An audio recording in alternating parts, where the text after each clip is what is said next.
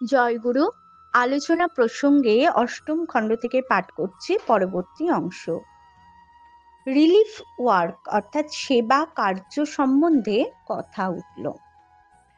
শ্রী শ্রী ঠাকুর সেই প্রসঙ্গে বললেন, রিলিফ অর্থাৎ সেবা এমন করে দিতে হয় যাতে মানুষ তার আত্মবিশ্বাস, আত্মমর্যাদা ও সামর্থ্য না হারায়।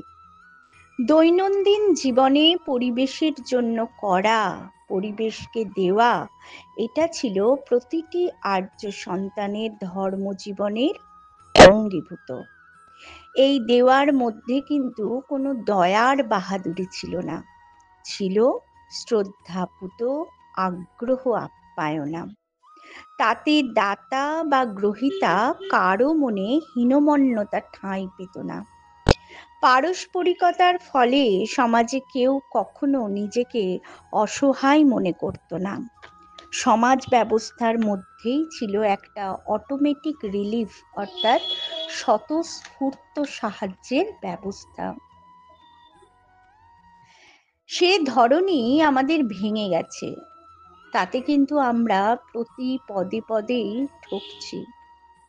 নবীন সেন লিখেছেন, ফেলিয়া সে রত্ন হাই, কে ঘরে ফিরিয়া যায়, বিনিময়ে অঙ্গে মাটি, বিনিময়ে অঙ্গে মাটি মাখিয়া প্রচুর।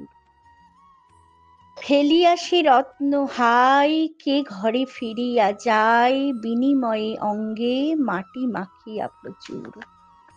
আমাদেরও হয়েছে সেই অবস্থা।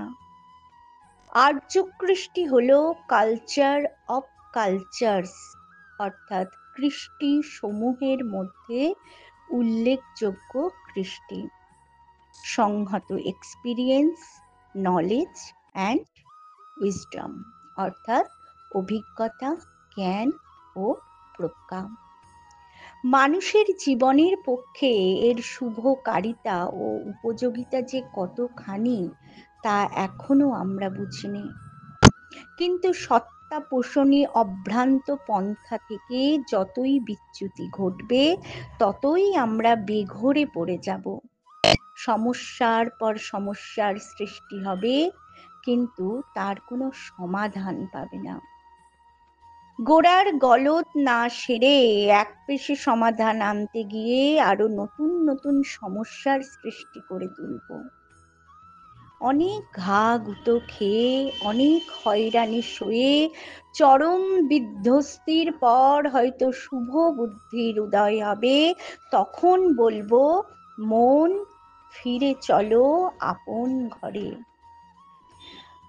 আপন ঘর বলতে আমি বুঝি ধর্ম, ইষ্ট, কৃষ্টি, বৈশিষ্ট্য, ঐতিহ্যের ইন্দ্রপুরী, যেখানে সগৌরবে স্বচ্ছন্দে বসবাস করা যায় অনন্তকাল, অন্তহীন বিবর্ধনের পথে। জয় গুরু।